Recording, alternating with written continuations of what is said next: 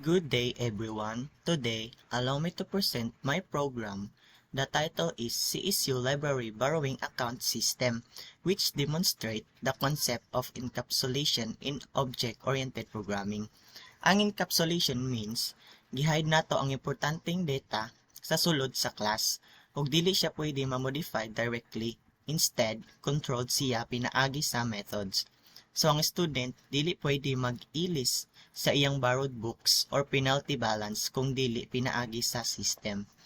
So sa akong program, naghimo ko og class nga library account. Kani siya. And this class serves as a blueprint as student library account. So sa constructor nga init, kani siya init. Automatic siya mo run kung mag-create ta og object. So inside sa constructor na ay student name and student ID. Na siya kay public attributes na siya. And kanina mang borrowed account and penalty balance na siya kay private attributes na siya. Kanang na ay double underscore, which is kani underscore meaning private na siya, dili siya pwede ma-access directly outside sa class. So dira pa lang makita na nato ang encapsulation, dili pa lang nga part. So para ma-read gihapon ang private data without modifying it, nagamit ko og property. So nagamit ko og property.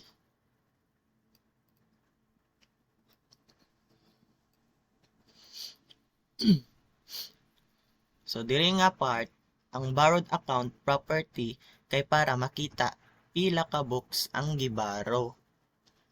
So diri naman na part sa penalty balance property kay para makita pila ang penalty. Pero dili pwede i-set or i-change directly, read only lang siya. So kung gusto ka mag-update, dapat moagi jud sa methods. Moagi gid siya sa methods. Ang borrow books method kay mo handle sa pag-borrow. First, gi-check niya kung less than 3 ba ang borrow books. If less than 3, mo increase og isa. Mo increase og 1, then mo print dayon ang diri nga part, ang borrowed count, book borrowed account. Count. And then if 3 na siya, i-deny ang request, mo display ang borrowed limit reach. Kana siya if 3 na. So sa return box naman, return box methods mo handle sa pagbalik sa libro. Kani siyang mag-handle sa pagbalik sa libro. Una, gi-check niya na abay borrowed books. If naa, -1 ang borrowed count. Then, gi-check kung late ba. If late, then greater than 0. If late ba daw is greater than 0, mag-add siya og penalty.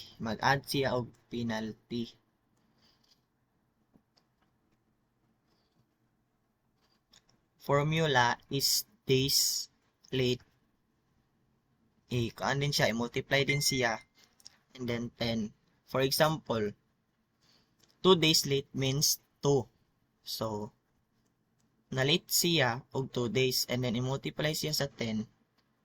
So, 10 times 2 equals 20 pesos penalty. So, naana siya penalty nga 20.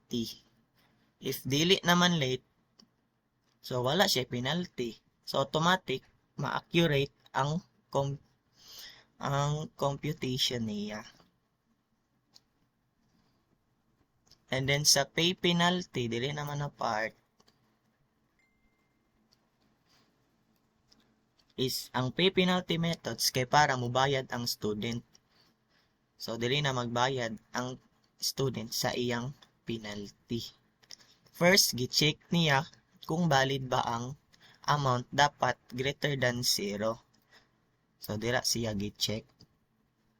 If valid, ibawas ang payment sa penalty balance. So, if valid, ibawas daw.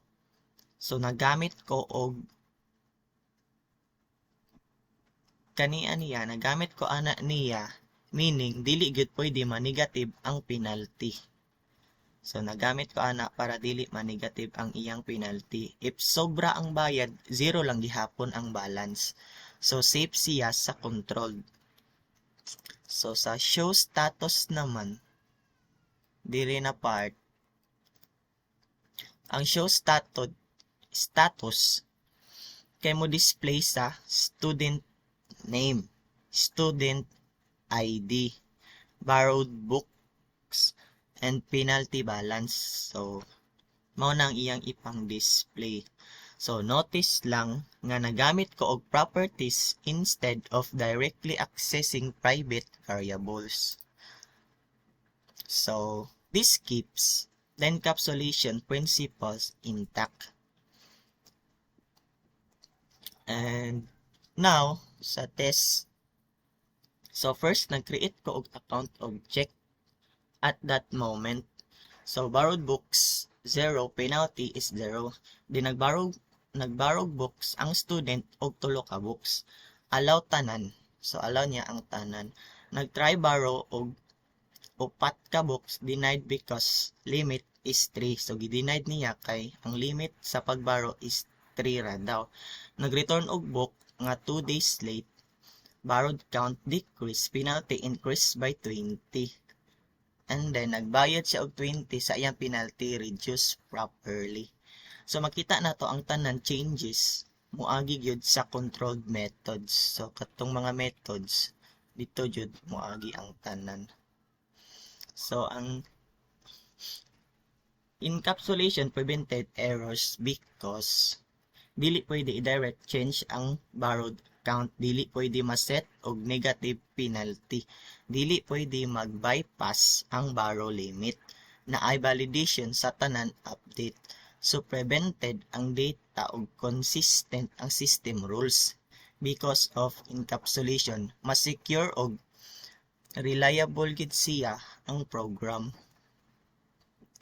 So, encapsulation. This program shows how encapsulation protect internal data by hiding it, allowing controlled access through methods.